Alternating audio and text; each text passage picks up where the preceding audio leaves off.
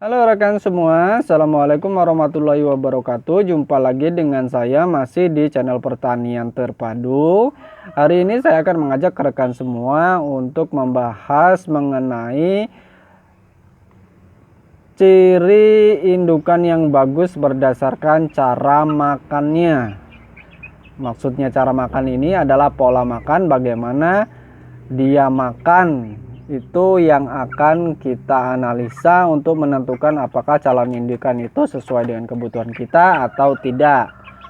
Nah, sebagai dasar perlu diketahui bahwa ada dua jenis ayam kalau dilihat dari cara makannya. Yang pertama adalah ayam yang makannya rakus, apa saja yang dihidangkan atau diberikan itu akan dengan lahap dimakan. Kemudian yang kedua adalah ayam yang cenderung selektif, memilih-milih apa-apa yang akan dimakan. Jadi walaupun kita sediakan makanan yang banyak, maka dia akan cenderung memilih apa yang dia suka. Makanan sedikit pun demikian. Bahkan bisa sampai pada titik dimana dia kurang makan atau tidak kenyang, kurang kenyang, padahal makanan masih banyak. Nah, seperti itu. Nah, berhubungan dengan kualitas atau kemampuan ayam yang bagus untuk kita jadikan indukan ini, maka kita bisa mengenalinya dari dua pola makan tersebut. Yang pertama mengenai ayam yang makannya rakus. Nah, untuk ayam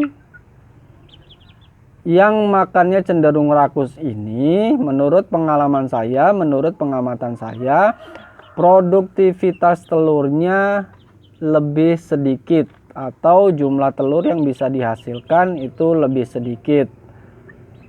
Nah, itu yang pertama. Kemudian yang rakus ini juga daya tetasnya biasanya lebih rendah jika dibandingkan dengan yang selektif. Nah, itu tadi.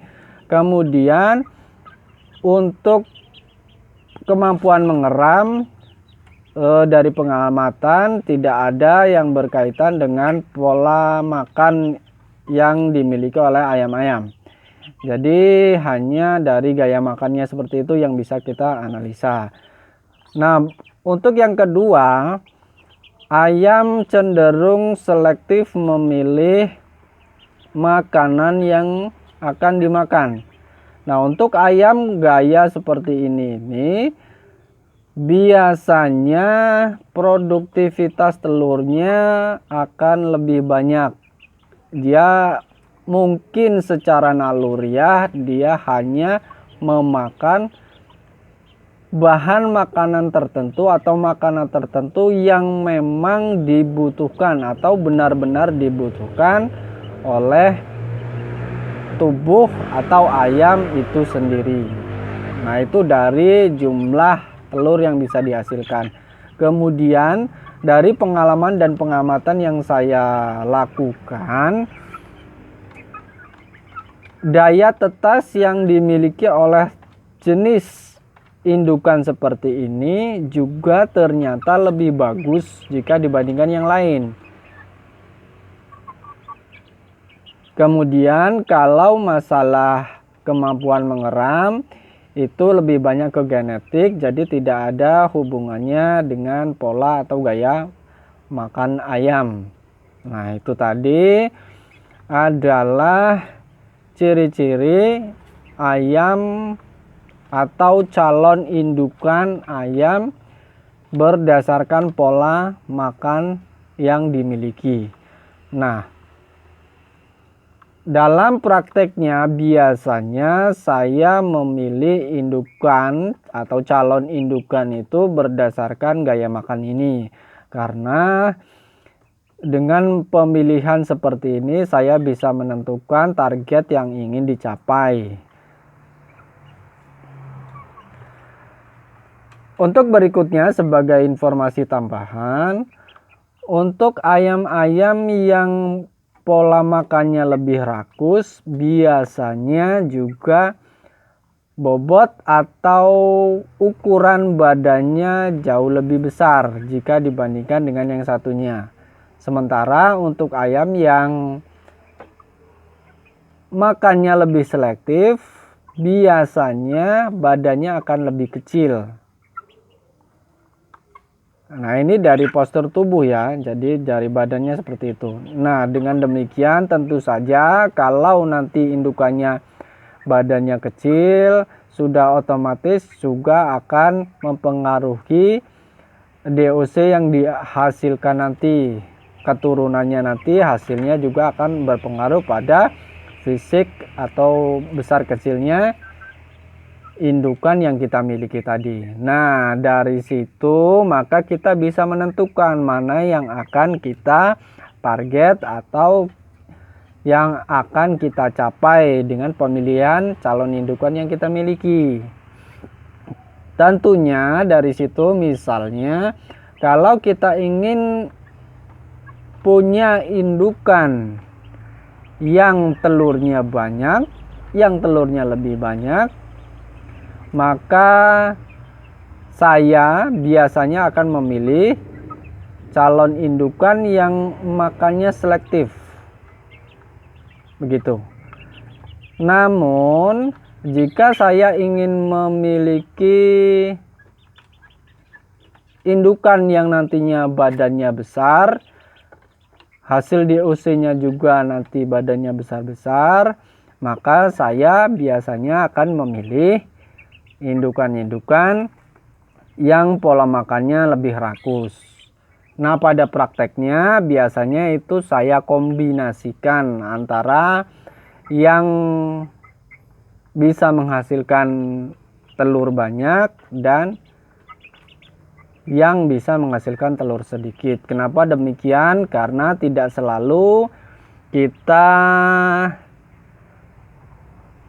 bertujuan untuk memperbanyak saja atau dari segi kuantitasnya, tapi kadangkala juga kita membutuhkan ayam dengan kualitas tubuh atau badan yang lebih besar. Nah, karena itulah saya biasanya melakukan kombinasi dalam pemilihan indukan atau calon indukan yang akan saya pelihara. Nah, seperti itu. Untuk rekan-rekan semua tinggal disesuaikan saja kira-kira mana yang sesuai dengan kebutuhan atau tujuan yang diinginkan. Nah, seperti itu. Sebagai catatan lagi, apa yang saya sampaikan ini adalah hanya dari sekedar pengamatan dan analisa sehingga saya bisa menyimpulkan seperti ini. Nah, lebih jauh untuk melihat apakah benar gaya makan ayam-ayam ini bisa berkaitan dengan produktivitas telur, dengan daya tetas seperti itu, tentu saja perlu ada penelitian yang lebih jauh sehingga memastikan apakah benar ada kaitannya. Tetapi sekali lagi dari pengamatan dan pengalaman saya memang seperti itu. Jadi rekan-rekan bisa membandingkan sendiri, mencoba mengamati sendiri untuk nanti bisa diterapkan pada peternakan yang dimiliki. Apa yang saya sampaikan ini saya hanya berharap bisa menjadi gambaran, menjadi ilmu tambahan untuk rekan semua, menjadi dasar untuk rekan semua bisa mengkaji dan mengamati secara lebih dalam sehingga apa yang didapat nanti bisa mendukung peternakan yang rekan semua miliki. Nah, kurang lebih seperti itu. Nah, dari pola makan ini kita juga bisa membedakan antara ayam kampung biasa dengan ayam Bangkok ya. Kalau rekan mau mengamati ayam kampung asli atau AK biasanya memang untuk makannya dia lebih selektif ya, agak lebih susah karena dia milih-milih. Maka dari itu badannya atau tubuhnya memang cenderung lebih kecil. Berbeda dengan ayam Bangkok, biasanya ayam Bangkok kalau saya amati itu makannya lebih rakus sehingga postur tubuhnya juga bisa lebih bagus, lebih ideal. Nah, seperti itu. Nah, rekan-rekan semua bisa menjadikan ini sebagai salah satu kriteria atau salah satu ciri yang bisa kita kenali untuk bisa memilih calon indukan yang bagus, yang sesuai dengan target yang diharapkan oleh rekan semua. Dengan begitu harapannya calon indukan yang nanti didapat bisa sesuai dengan tujuan yang ingin dicapai. Oke, saya rasa untuk update hari ini saya cukupkan sampai di sini dulu. Mudah-mudahan apa yang saya sampaikan, apa yang saya bahas ini bisa menjadi inspirasi dan bermanfaat untuk rekan semua.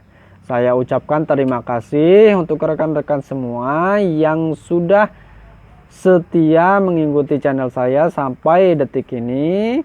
Untuk yang belum subscribe channel saya, silahkan di subscribe dan nyalakan lonceng notifikasinya supaya tidak ketinggalan berbagai update yang saya berikan. Sampai di sini dulu. Sampai bertemu pada video selanjutnya. Wassalamualaikum warahmatullahi wabarakatuh. Salam ternak sukses untuk kita semua.